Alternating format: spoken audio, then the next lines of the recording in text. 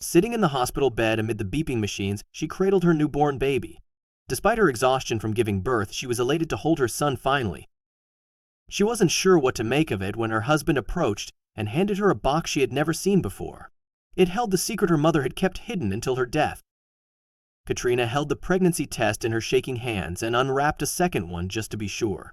The second one told her the same thing: she was pregnant. But she couldn't contain her excitement as she told her husband, Danny. But just when the couple thought things were looking up, the bad news came. Katrina's mother, Joanne, hadn't been well lately, so she made an appointment with her doctor. Unfortunately, when the biopsy came back, it brought the news nobody wanted to hear. She had an aggressive form of lung cancer. It was terminal, and she only had a few months left. Katrina and her sister Sarah were devastated. Katrina just couldn't process the news. She couldn't bear the thought that her beloved mother, who had been there for her entire life, would soon be gone forever.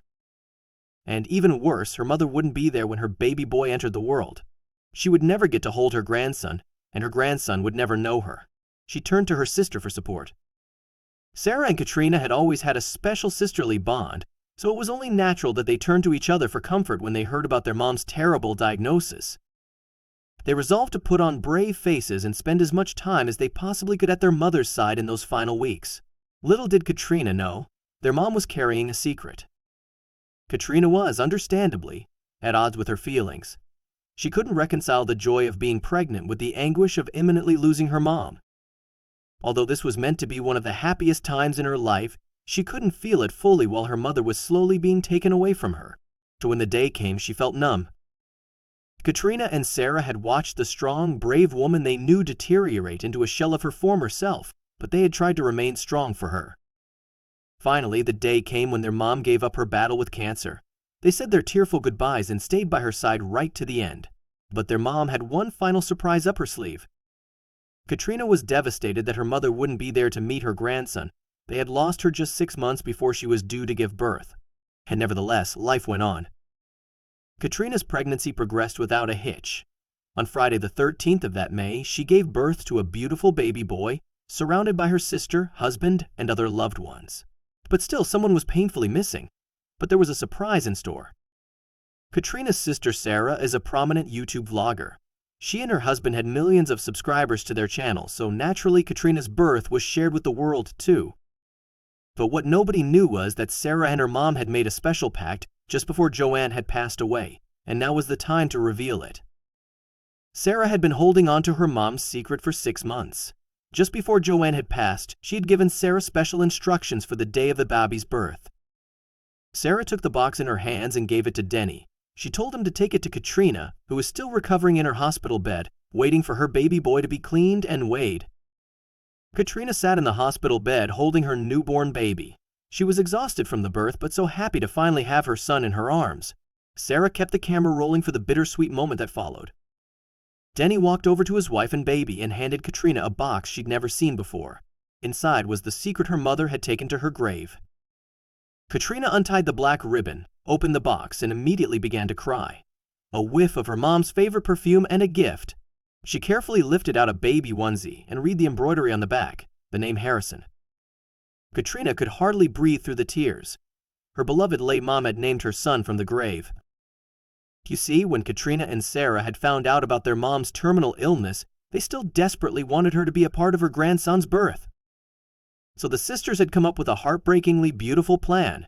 Just before Joanne passed away, Sarah asked her to name Katrina's baby so that she could be a part of his life, even if only in spirit. My name was handpicked by Nana Joan in heaven, the back of the onesie read. The video of the heartfelt name reveal was uploaded to Sarah's YouTube channel with the description, "Due to her mom being diagnosed with terminal lung cancer just a couple of months before my sister found out she was pregnant, my sister made an incredible decision." Sarah continued, "Wanting our mom to have an important part in her grandchild's life, my sister decided my mom was to choose the name and was to tell it to me just before we had to say goodbye to her. My sister and her partner wanted the name to be a surprise until the day their baby was born, so his name is a secret I've been keeping for the last 6 months. But that's not all. This is not the first time someone takes a secret to their grave, nor will it be the last one. It happens more often than you may think. Even those closest to you may keep things secret from you that you won't know until they're gone forever. Anyone, and particularly those who were raised at a time when certain things were not tolerated, can keep deep secrets.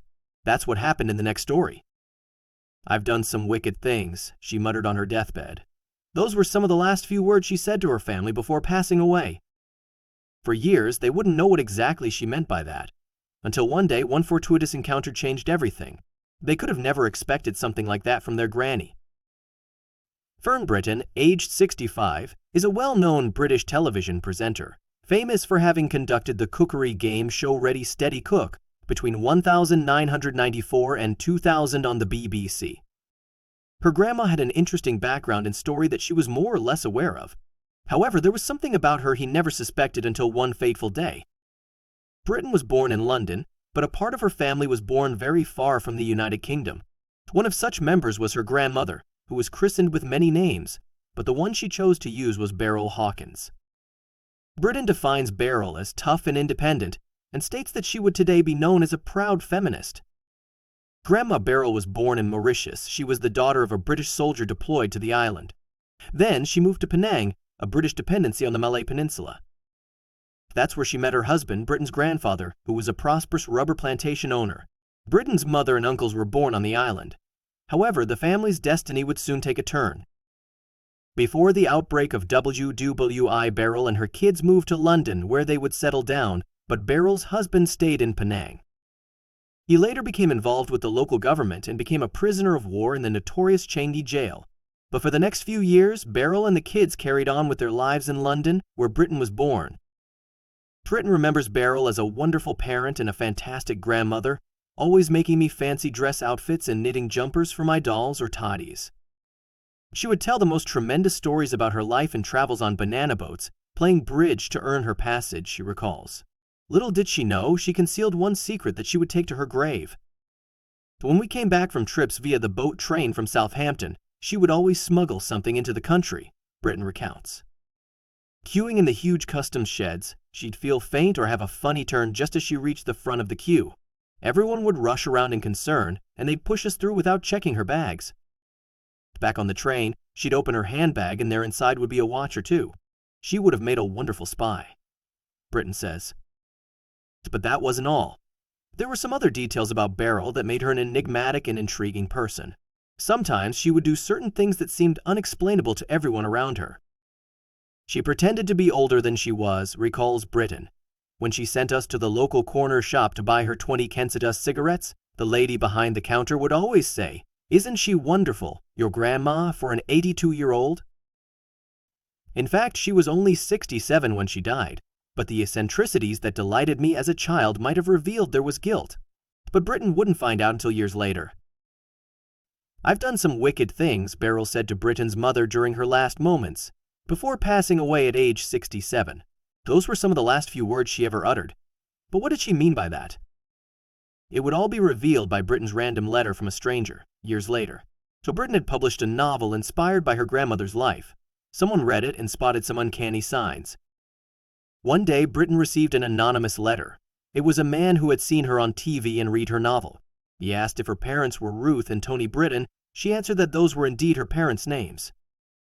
"This might be a shock," he wrote back, "but I think I'm your uncle. Your grandmother was my mother."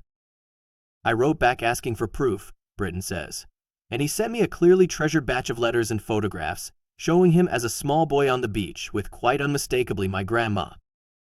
Before her marriage to my grandfather, my grandma had become pregnant. This must have been immediately after the First World War, Britton reveals. All we know is that she had a little boy and gave him to a family in some kind of private fostering arrangement. She never forgot him and wrote many letters sending money and asking after him. She even went to visit him and had photographs taken with him as a toddler. Though when she married and went to Penang, it seems the letters stopped. She had to block him from her new life. But as her little boy grew up, he decided to try to find her, and he did. When she opened the door to him, she must have panicked. She called for my uncle to close the door on him and tell him never to come back. My uncle never knew he had turned his own half-brother away. Despite this, my secret uncle grew up, married and raised a loving family. He never appeared bitter, though his mother's rejection, especially when he was older, must have been deeply painful.